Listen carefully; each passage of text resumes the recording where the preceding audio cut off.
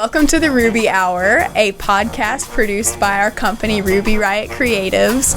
We specialize in video production and content marketing, and we're based in Charleston, South Carolina. I'm Shelby Ring. And I'm Madeline Rager. This podcast is devoted to interviewing extraordinary people doing extraordinary things and nuggets of wisdom that they've learned along their journey. Also, just want to give you a heads up, we have potty mouths and we're talking about inappropriate things. Thank you so much for joining us for another session of the Ruby Hour, where we feature extraordinary people doing extraordinary things and the journey that got them to where they are today. And I have a very special guest with me, Mark Foyle Jr. Mark, thank you so much for being here today. Thank you for having me. I got to tell you about Mark. Okay, Mark has changed my life, because all of the years that I've been doing videography and filming events, after every event, I mean, anybody working in the wedding industry, and if you've been listening to this podcast, you'll hear how many of the planners have been like, I come home walking like a cripple, at the end of a big, long work day. So I chose to set my routine up of any time we had back-to-back weddings. I made sure that I had a massage scheduled out within a 48-hour window to keep me sane and to remind myself that I'm worth having that self-care. And I stumbled across Mark's path, and Mark has been like a guru in my world of really holding space for me through all kinds of transitions in my life. And I've learned so much from working with you, and the level of self-care and energetic work that I have felt so much release in my world from coming and seeing you and booking sessions with you. So I am so pleased to have Mark on today and be able to dive into his journey. So Mark, how did you get started in your journey of being a licensed massage therapist? Well, the story actually dates back to about 10 years before I became a licensed therapist. It was quite an accident. My father fell from a deer stand while on a hunting trip, and luckily came to about 5 hours later after being unconscious by himself in the woods. And being the robust and very stubborn man he always was, sought no medical treatment whatsoever for it, and returned right back to the work schedule in the very next business day, and just didn't slow down until his body told him he had to. And that's when he approached the very unlikely person, myself, as an 8-year-old boy, and he had a proposition for me. He said, "Hey, how would you like to stay up a little bit later tonight?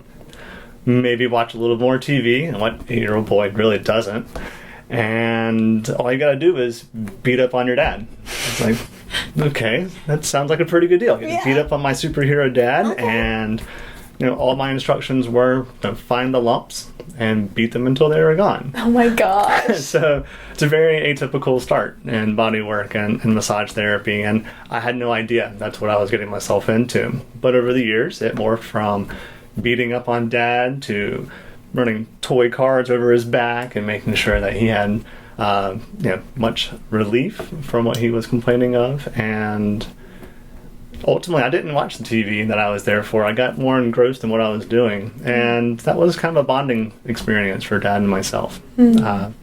After a couple of years, he kind of got back into the swing of things, and what was a 2 to 3 times a week type of experience with him with that turned into more like every now and then, once a month type things. And I didn't even think anything of it. It was just like, okay, that time's done. And then I got into sports as a recreational soccer player and baseball, and got into high school sports and found that my teammates also had some similar problems. And I was like, what? I know how to help with that. I can fix that. Just let me see what I can do. And it morphed and went from beating up on dad to working on a teammate's back, and then later on working in restaurants. I became the most popular guy at the restaurant. Oh my gosh, because I de-stressed by helping other people out, and it was something that would wind me down and reel me in. I could become as scatterbrained and overstressed as anyone else would, but put my hands on someone else's shoulder or back, and it was gone. So it's kind of like a win-win. Someone gets a back rub, and I de-stress myself and can continue on with my day. So it's been a very interesting road. Again, that was 10 years before I finally went to massage school, and had no idea that I was able to do that as a career path. And when I finally did, it was something that I wasn't financially prepared for, but I had an incredible circumstance that allowed for me to front the money to pay for all of my schooling without a single hesitation. I actually had a passing grandmother who left me some money, and my mother was not supposed to tell me about it until I was turning 21. I was 18 at the time, so I had 3 more years. And after talking with her for weeks about this endeavor, she came to me and said, "Mark, you told me the cost of tuition, and I want you to know she left you $75 more than that tuition." What? And my books cost $75. What? So she had no doubt that this is what I was supposed to be doing with it. Wow. And the stipulations were also, it had to be something important. No frivolously spending it on a car, buying a new computer, taking a trip. It had to be something worthwhile. And she had no doubt in that moment that that's what it was supposed to be for. Wow. So at 18 years old, I started massage therapy school. And by 19, I graduated. And now I've had a really long career that's extended from that, and that's going on 19 years now. Wow. That is so crazy, and I feel like that's so synergetic. We had somebody that we featured on the podcast recently that, like, the synchronicities that were lining up in her life were like so insane. So I'm like, oh my gosh, this is like, is it not? It's round 2 of like another crazy, like, the synchronicities through your life. That is beautiful, even down to the $75 left over, which was exactly how much your books cost. That's right. Wow. So, okay. So I've worked with you for years, and it's so funny because, like, if anybody, I feel like people that are used to having any type of self-care, someone that they partner with, it's like you get territorial of, like, you're establishing trust with who you're partnering with, and I feel like, there's such a, like, you get comfortable trusting, like, okay, like, I love deep tissue massage, so to have that level of experience of knowing, like, okay, like, this level of tension, understanding that I'm safe with you, and that I know, there's a level of trust there. So one of the things I feel like you're really talented in is, like, I feel like you have a special gift of really intuitively, like, knowing, like, the level of tension. And can you speak to what has been your journey of, were you always somebody, I mean, and for those of you that aren't exactly understanding what I mean, it's like there'll be moments where if there's, like, a spot on my back where I'm like, oh, but I'm not even making sound, he'll be like, oh, like, that's probably really intense. My eye just twitched, so, like, you're such an empath with absorbing or acknowledging people's energy. What's been your experience with that? Well, across the spectrum from the very beginning, when just beating up on Dad became monotonous, I wanted to try to figure out what things felt like that I myself would appreciate. So I've always envisioned, like, what am I doing and what's it causing the other person to experience? So, as you mentioned, empathetically, I guess, I do get a lot from the massage work that I do offer to others. So I, too, will start cringing and start getting that twinge of referred pain in the back of my head when someone's shoulder knot is getting a little bit too intense. Yeah. So it's kind of a two-way street. So I like to say that I can see very well with my fingertips, and that the visual input can oftentimes be more overstimulating than anything else. Not that I don't take visual cues, because people do move or twitch or tense up. I feel like I can see that more clearly through my hands, and even through my elbows in some instances, oftentimes in yours. Yeah. So by being open to accept that communication, even though it's not verbal. It's something that I think has been learned through lots of experience, and something that I like to offer to people in a sense that I'm listening even though you're not saying something. Yeah. And I want you to tell me what you're feeling. Oftentimes, the words just aren't there, and your body's going to speak up for you. Yeah. So that's, again, it's been a process. I couldn't tell you there was one moment or one time in my life that said, all right, this is how you do it. Yeah. It was something that was learned, and from lots and lots of experiences and lessons that I've been involved in. So in the schooling and different certifications I've obtained over the years, it's just something I've honed with a lot of practice. Yeah. Definitely lots of practice. Oh my gosh. Because they say it takes, 10,000 hours to become truly an expert at something. And I think of just the sheer volume of the last few months, the capacity that, how many people, how many hours you spend in the practice of massage therapy. And yeah, that's truly a honed skill that you definitely carry. Walk me through, I find that, and even in our last session, I move and feel so much, it's like the craziest form of self-care for me working with deep tissue massage or massage therapy, in that when there's certain pinpoints of stress, I, rather than seizing up or maybe being like, oh, I don't want to embrace that, when I tune into that breath, I often find it takes me to set arguments or tense situations. I know, last year when I fell down the stairs, and I came in and I was like, I fell down the stairs. I don't know how my back is. I'm nervous. And the energy around it, I'll never forget how you were like, I was explaining the tension felt like I was going through a breakup, the level of sadness that was coming up from experiencing moving some of that energy, and you were like, you were bracing and protecting your heart, and it's kind of a similar behavior of the space I hit was right by my heart, so it would make sense that it feels like a breakup, quite literally the emotional side of that. So what is your experience, or can you speak to a little why does that happen for some people, like myself, where you're brought through specific traumas or frustrations in your life that might have happened weeks ago, but the moment that someone is, digging it out, using thumbs or elbows, what is that? Why does that happen? Okay. Well, very similar to the scent of cookies making you hungry, or your favorite song might take you back to you're in high school or even before middle school and elementary school, just a different time of your life. Your muscles, just like the rest of your body, can store memory associations.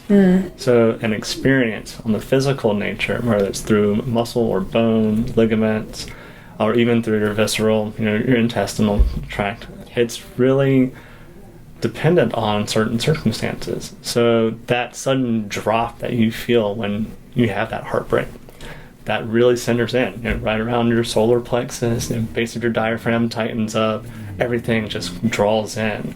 So very similarly, when you had that blunt force trauma where you dropped to almost your tailbone, slid down the stairs, fell down and just stopped, everything else tensed up just like that, and then you got up to try and walk away from it, and it didn't go away. Yeah. So that brings back a lot of memories, a lot of emotions. And very similarly, it can be held in hands, neck, shoulder, even your earlobes, for one strange reason or another, whether it's hiding from the fight in the next room under a headset. That pressure on your neck and shoulders can really hold in a lot of emotions. Wow. And that's when people don't realize they're getting an additional energetic benefit from the body work they're receiving. Yeah. So as much as the muscle tension's there, and I can feel and adjust that manually and consciously, I don't know what that emotional, I'll say, load is actually being held by the person. Yeah. And part of that listening, that empathy that I try to offer, really make sure that whatever it is, however it manifests or comes out, I'm going to accept it. whether it was a just emotional release from an incredibly tiring week or a trauma from the past years and years ago. It's going to come out one way or another. And if it's in my presence, it's going to be a safe place. Yeah. No, I've so experienced that just, through all of the sessions that we've had together. What about, I always wonder, because part of like our role whenever we film is, we're like bearing witness and taking in and holding space for people, especially like in interview settings or testimonial settings. So, being in an empathetic, supportive role with people as well, what works for you when you go home at the end of the day and you are like helping people process their inner demons, like through their, muscular, just through their bodies? How do you care for yourself or detach from all of those vibes? Well, that is a learned trait. I will have to admit, I did suffer from what they call emotional shielding deficit. And energy can be transferred from one person to the next just by walking into the room. You may have heard of energy vampires who can suck the life out of a room just by walking through it or next to it. And as a bodywork professional, it's something that we have to really, truly, consciously protect ourselves from. And I didn't always do a good job with that. And you can't take your work home with you. You're supposed to have that sacred space to return to. And as much as us entrepreneurs really try to separate work life, it's not always possible. So one of the things that I've really learned to do and had to very, very much focus on a lot in my travels through this career is letting the doorstep of my office be like a field, like one of those fans that you go through a department store that keeps bugs out. It just washes over you, and it's like a car wash just for me mentally. And in my mind, it's not necessarily like what it's doing, but in my mind, I see that as just kind of a quick wash. Just that going through that portal helps me leave everything that happened there, and I don't take it with me. I celebrate in all these circumstances that come through there. And if it's an emotional release or an incredible gain of range of motion or an incredible relief of pain, I take that with me. The celebration of the successes, those I carry with me. Because that's what I want to share, like just that positive energy with the rest of the world. But everything else, that's private. And if it's heavy and very weighted, then I let it just go out with the dirty linens. It's literally balled up and washed away. Whoa. That's such a great, like, to have a physical manifestation of like, all right, like massage table, here's all the sheets and all the trouble. Out with the dirty laundry. Wow, that's awesome. Dang. I'm like, can we like throw like sheets on some of our like hard clients to work with and be like, out with the laundry. Let's try that next time and see how that.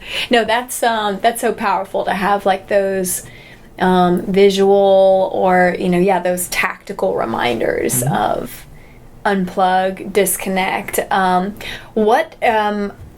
What did it look like for you when you weren't so great at, for people that are like, wait, what? I could like be in a stressful conversation and leave it and I'm projecting on my husband and I don't know why. So like bust out for me, what does it look like if someone finds themselves picking up on energy subconsciously? What does that look and feel like? Well, on the recipient side of it, it's the little things becoming really big deals. So like you mentioned with like a significant other getting upset with you over the fork being in the wrong place in the dishwasher. Yeah. It's not because the fork was in the wrong place. It's because something elsewhere in life has really triggered a particular fondness to order.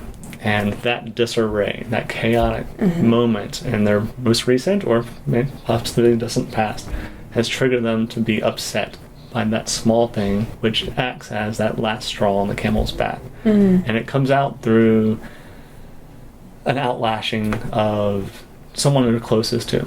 And that's something that it's really difficult to really come to terms with, because the people you're closest to are the most likely recipients of your backlash. Oh, yeah. And it's not always the most glamorous things. Like, you bring your work home if you're working a desk job, and you might have some paperwork to fill out, and you can push it aside and walk away from it. But energetically, you have to be able to really focus your intention to get it away and get yourself cleansed of that. So when it comes home with me, I find myself less energized. And people have always asked, like, Mark, it's an incredibly demanding job. You're doing deep tissue work. And I've done days long as 12 and a half hours of deep tissue work. And it's a physical job. Mm-hmm. But if you have the lifestyle balance, the work-life balance outside of work, you do what you have to do in the session to protect yourself energetically and are able to cleanse yourself of anything that might want to latch on to you, then it's all very manageable. And it's as simple as, in my experience, changing clothes after work. Whether it's a uniform or maybe even just work attire, where it's a little bit more professional than you like to be comfortable with. That's a physical manifestation of shedding the worries and the stress of the day. And washing hands, as important as it is in any medical field, is something that I've turned into a ritual for me, because I have to wash away whatever I've picked up. Yeah. And especially the parts of me that have been in direct contact. Yep. Those are more likely to absorb any kind of negativity. And by physically having something, not necessarily that it does physically wash energy off, but the act of it, the intention, helps push it away from me. Yeah.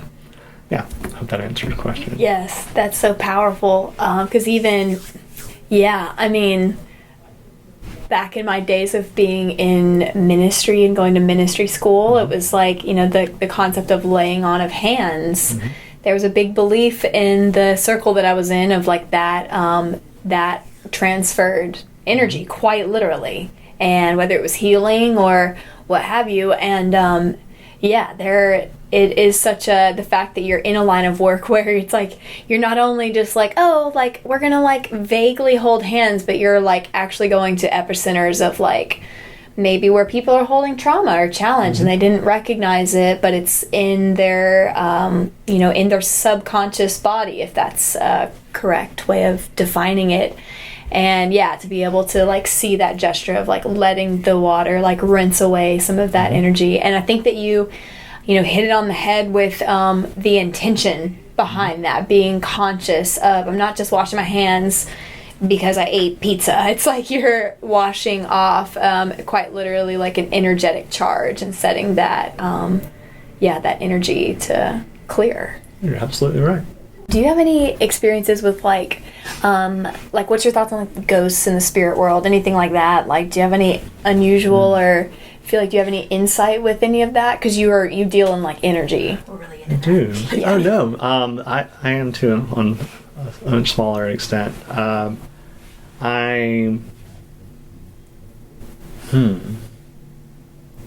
There have been some instances when I've been able to unknowingly draw out memories of people, and am personally weighted during a session. Like, I'm working on a hand and wrist of somebody, ending or coming to the conclusion of their session, and a question comes on. It's like, have you talked to your grandmother recently? Or something along the lines of, I don't know why, but have we ever talked about your great aunt for some reason? And it doesn't happen often. Like, in my long career, maybe 5 times. And it's never the same thing twice, or even the same person twice. But in those instances, it's had mixed results. And some people clam up and shut down and are not willing to accept that moment for whatever it is. Sure. And I don't press. It's not my job. Yeah. But those who have welcomed it have presented multiple reaction types. Some have teared up and burst into and just burst out in crying, and had a hard time accepting the passing of a loved one. And maybe it had been years or even in the last month or so, but they felt like they didn't have closure. And it just started a conversation where they were able to discuss openly And I say discuss, it's more like they got to talk. And I was just there to listen, and they were able to convey their emotions and feelings, if not to me, but through me. And I don't believe that I'm like a medium or anything. It's like I'm definitely not sought out by anyone, supernaturally or otherwise, to get in contact with anyone. But I feel like it has come up in my experience. I've had a couple of experiences where at the end of a session, it feels like we both have traveled. It's that ethereal plane, so to speak, where I'm not really sure where the last 25 minutes went, but I was just holding on to the base of their head. Wow. Sitting behind them, cupping their occipital ridge, and finally kind of, it feels like kind of coming to, but I don't feel I've lost any consciousness or lost really true track of time, but I feel like we've been on a journey, and that's a little bit out there for most people. So it's not something that I can say I can do every time. It's not something I offer. Yeah. When it happens, it's something that is unique to the person who's in the room with me. And not everyone's receptive to that. And that's part of the communication and the empathy, again, just kind of bringing it full circle. It's like not everyone wants to hear about the energy work that goes into massage and body work. Yeah. It's innate. It happens regardless if you're asking for it or not. Yeah. There are those who focus on that and lay a lot of claims to that work, and that's good. That's their specialty, and it's their path. It's not mine. It happens very, I guess, fluidly, and when it happens, it's more often than not very beneficial on both parts, the recipient and myself. And if it's something that's being reached through me, then great. I'm glad to be a messenger or a conduit of that. But that's all I am. It's the conduit for this life's energy. Yeah, that's so cool. I just feel like massage and, I have my background with some yoga, and the journey that got me there was moving, recognizing the way I was holding trauma in my body, and finding movement being so supportive of processing. But that's so cool. I can just only imagine how that would naturally come across your path because of the capacity that you hold for people to have their experience. And like you're saying, you're like, it's not, you're just using these techniques and having that intention set forth. What is your we've discussed this a little of like your like big picture vision of what is the dream client to work with, or the type of clients that you love getting to partner with them in their healthcare process, in their goals? Talk to, like, what is that kind of person? Well, it's a very broad spectrum, actually. It can be narrowed down to a particular type of person, but there's no physical description of that person. Yeah. It's more of a willingness to journey within themselves and accept things that they don't necessarily already have in mind. I'm not going to take anyone out of their comfort zone, but I will guide them through some uncomfortable means, whether it's working therapeutically to help loosen up scar tissue, or just encouraging them to break out of their everyday habits that have contributed to their condition. I'm definitely not a life coach, but I've been accused of being a personal therapist outside of massage therapy. Yeah. But I like to get to the root of the situation. Like, what brought you in here in the first place? You just wanted to relax? Well, what's got you stressed out? Is there some way we can manage that better? It's like, is it work? Is it family? Is it a lack of one or the other? Or an overabundance demands from one or the other? Is it just the waiter sitting and holding the phone?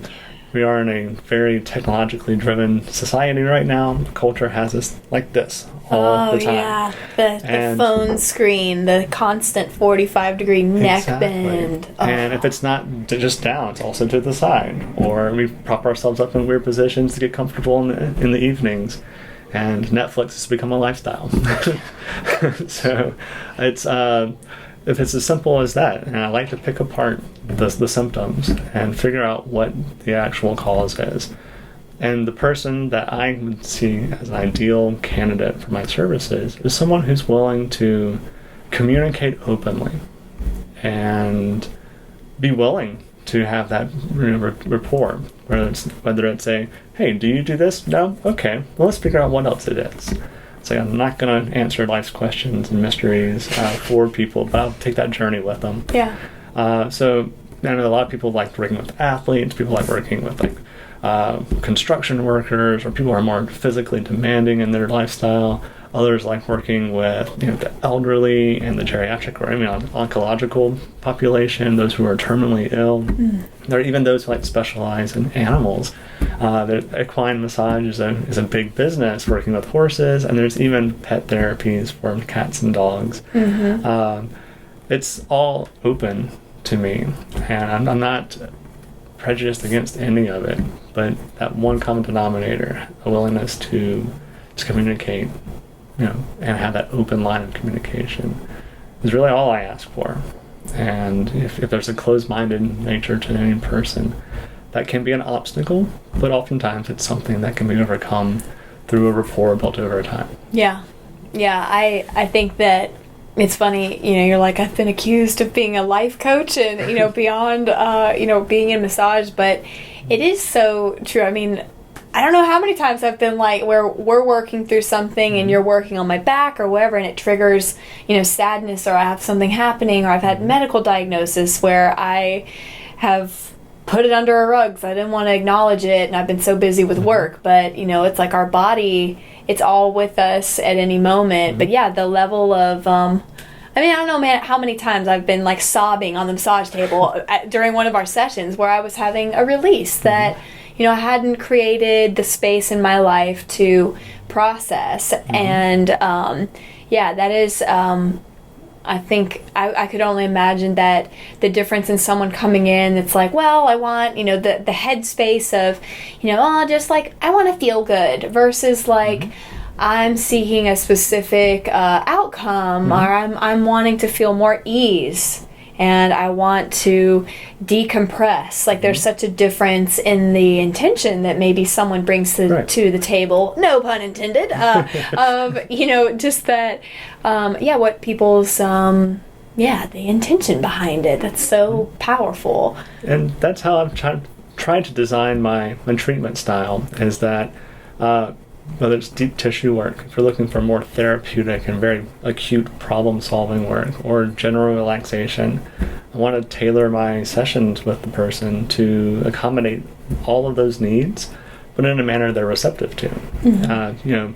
Deep tissue might be physically recommended for someone with tight muscles, but if they're going to be guarded and trying to protect themselves the entire time, whether the work does the job or not, they're not going to relax and be a welcoming recipient. Yeah. So the calm, relaxing, and more luxurious styles of Swedish massage and other types of very calming techniques, they all have their necessary times. And I like to do them. They have their times and place. And combining them with the deep tissue and shiatsu and trigger point works and some of these incredibly therapeutic decompressions and stretchings, that really helps open people physically, but it gets that emotion that's deeply embedded as well. Again, that's not a goal, that's just a nice release that's encompassed in the work itself. Yeah.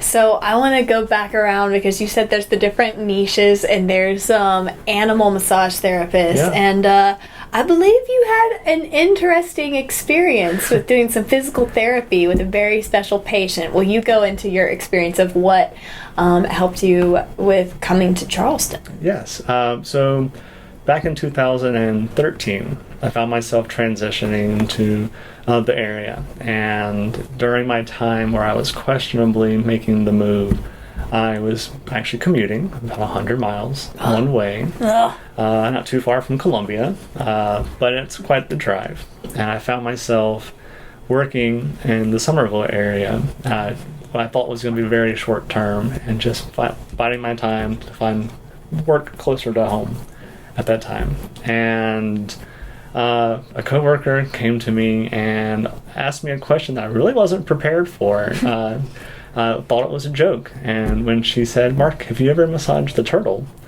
I waited. I was like, this sounds like a really weird punchline I should be bracing for. So she looked at me blankly, and I finally said, "No, I have not massaged a turtle before. Why would you ask that?" And she quite, honestly just looked at me and said, "Well, so with your background, in physical therapy and personal training and massage for so long, I think you'd be a really good fit to come help out one of these patients." And I'm still befuddled by the entire conversation at this point. I'm like, "Well, please explain." So she goes on to tell me that she's a volunteer coordinator at the South Carolina Aquarium, and they had a new patient that had been brought in off of the Jersey coast down for treatment. And this loggerhead sea turtle had been stranded and was in need of help. Back two flippers were paralyzed and atrophied. There was an extreme curvature of the shell, much like human back's lordosis, that forward bend, and it seemed to be compressing the nerves for the back two limbs. So I went through the 5.5-week background check and screening process to be a volunteer at Secret the aquarium. Service for turtles. Yeah, and then they stuck me in the basement for 9 months, where I had weekly visits and physical therapy and massage therapy treatments for Jersey, the sea turtle, who ultimately found a forever home out at the Birch Aquarium after having a quite miraculous, at least one-sided recovery, gaining over 300% muscle mass in the right rear flipper and mobility that was not once there, and just fully recovered, at least nutritionally, and now that turtle has flown more than I have, all the way out to California and from New York. Oh my gosh. So yeah, it was a very eye-opening experience because I did not have any experience with animals. It was not something I was mentally prepared for, but at the opportunity, it's like, how do you say no to something like that? It's like, do I want to do this? Yes. So I would pay to do this. This is an opportunity of a lifetime. Will it get me into the best jobs in the world? No, but it's a good table talk conversation. So, would you say, was your patient, was it a she or he?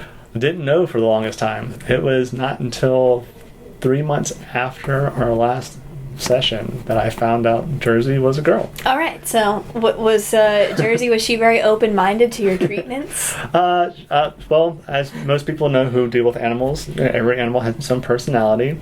Jersey was quite the diva. All right. True to her name. Right. She just did not like being up at 6:30 in the morning, and not having it. I don't like it either. Yeah, and being pulled from the water, let alone pulled from her bed, doesn't make any turtle happy. But that was the time that worked out for everyone's schedule, where I wasn't interfering with the other biologists working there, and I could fit it into my schedule too. But we did develop a rapport, and she became very, participatory. So she would, come to the side of the tank. She recognized me at some point. What? Which was interesting. Yeah. To build a relationship with a reptile of any kind is kind of strange in my mind. Yes. Yeah, when. Yes. It's pretty awesome. So, and she had her moments where she'd take her vengeance on me for you pulling me out of bed, but you're going to be wet before you leave today. So she definitely retaliated in that regard. Would she splash? Oh, absolutely. And it's not like something that was like, oh, it's an accident, she's just trying to swim away. It's like, no, it was like very purposeful. And you could tell, like, oh, it's you again. Just out of my way. Oh my gosh. So be gone. Be like, yes. Exactly. Okay, so where did she get massaged? Like, is she in the tank? Like, what was the setting that you were able to actually do some physical therapy with her? Well, with the help of one of the interns, I had to pull Jersey out of her tank. How much do they weigh? How much does Jersey weigh? She, as an adolescent and about 19 years old, was only 75 pounds. Oh my gosh! I didn't realize she was that heavy. Oh my gosh. So she was pretty massive for a young lady of her nature. Okay. But because little girl, they don't actually present any external gender characteristics until they exceed adolescence. So they estimated she was around 19 years old. And without doing any kind of blood test to confirm gender, there was going to be no external markers for another 3 to 5 years. Whoa. So it wasn't until she found her forever home that we found a gender reveal party was thrown for her at her new home. That's so cute. And I was very excited to hear that later on. But we had to pull her out and put her on a gurney of sorts, in a stretcher, using the medical field. Oh my gosh, a little turtle stretcher. Yeah, and so with the help of the other marine biologists there, who were just trying to peacefully distract her, I actually had to work on her right rear flipper. Yeah. And trigger point therapy, contract relax exercises, a lot of distraction and cross fiber friction, documented like you would in any other medical field. And it was very surreal. And wow. It was something that I was really grateful to experience and learn so much about the aquarium itself as well as turtles, and just confirmed what I had previously known, that most reptiles, they heal a lot slower than the rest of us warm-blooded creatures. So what would have taken maybe you at 3 or 4 weeks of regular treatments, it took 9 months to get the results. Because they're cold-blooded. Right, they don't heal quite as fast. Wow. And their slower metabolisms and their circulation doesn't quite meet the needs of a fast recovery. So it was definitely drawn out, but it was necessary, and otherwise they didn't predict that she would have survived out on her own. So. Yeah, definitely. Yeah. Oh my gosh. But it was great. I've never worked with an animal that extensively before. And so you had set weekly massages with her? Every Thursday morning. At 6:30? I was there by 6:30, and it was officially scheduled by 7, but sometimes took that half hour to get the equipment set up and her out of the tank. So the rest of your clients are like, hey, could you do, what about like, your like Thursday mornings, and then you're like, I got this one cold-blooded lady. She's super cranky. Such a diva. Oh my gosh. She's very, very needy and demanding. That is too funny. What an experience. Oh my gosh. Well, we definitely have to add that picture that you've shown me of you with her, and how cute that is that she's like working and everything. We need to have that in the show notes to absolutely show Jersey girl. Oh my gosh. So I guess my final question for you, of being someone that's in the self-care world, and that's something that you are doing day in, day out, what is your favorite version of self-care for you? How do you like to unwind? I really enjoy just getting back out into nature. So hiking or running, whether it's through a park, even across the Ravenel Bridge here in town, that is a little bit of an escape from the hustle and bustle of city life. I love Charleston, and I love everything it has to offer, but sometimes we are over inundated with technology and distractions and all sorts of things.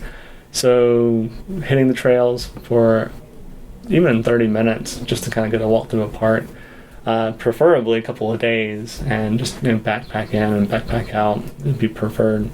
And just staying active. I love being physically capable. So I'm not a workout enthusiast and hardcore gym goer, but I like to stay active. And whether it's working myself with others, training other people, or just training myself, just try to keep on the move. And that physical exertion helps me maintain my sanity as well as my body, so I can keep doing what I'm doing. Well, and I just want to highlight that you not only like to have variety in your life, you're like one of the most like variety-driven people I have ever met. You may or may not have had a career being a firefighter recently. I did. And you like to get up at insane hours of day and meet people. I mean, your plethora of day in, day out life experience is fascinating. And I don't know how many of your clients actually maybe think to be like, so Mark, what do you like to do? What's your world look like? It doesn't come up very often, but you're right. No, I did have a short stint as a firefighter. It came up after a long talk with my family, and something I wanted to do. First responding was something that was kind of in my mind for the past few years, and I went through all the training, went through the academy, got hired on with a local fire department, and loved it. The schedule of it just wasn't conducive with family life. Yeah. So I had to pull away from it. Amidst that, I'm also a personal trainer, so I've trained a couple of men's hike groups for some of the churches around here, and a couple other people I do some consult work with. And I like to mix things up a lot. Though I crave routine, like some people do, I thrive in the variety of it. So I won't say chaos because I'm planning it out pretty well. Yeah. But if something comes up last minute, I'll be the first person to volunteer to that 3 a.m. Ride to the airport. Ugh. Or if you need furniture moved at 11 o'clock at night, let's go ahead and get you out of that house and clean up afterwards. Oh my gosh. Well, I think that's so fascinating. But where did you get that overall concept of lifestyle design? Because I think of what you do, if you were to create the way you go about your life into an equation, how would you say you prioritize things? Because I think, you don't just wing things. It's usually pretty calculated. What's been, how did you establish, I've always wanted to be a firefighter. This has been important. What are the logic factors and variables? Okay, I'm going to go for it. Like, how do you address and assess risk-taking in your life? Okay. Well, risk-taking is something that a lot of people don't really manage well if they're impulsive. And though I can't be spontaneous, I am in my head a lot. So I think things through to the nth degree sometimes. And massage and bodywork has been one of the few things that can help draw my mind in. So that kind of helps tone it down a little bit. But when I'm not working with people and clients, then my mind's racing, and I'm planning the next Spartan race, or trying to start up a new business, or planning a menu for new services, trying to find volunteer opportunities. It's just something that I just don't ever want to stop. I don't do well with idle time. And if I were to put an equation to it, that's a really good question. I'd say 1 part work to every 3 parts of life. And if you can find an overlap where your work becomes more of a paid passion, then that 1 part becomes more of a half part, and the rest of it is just fulfilling.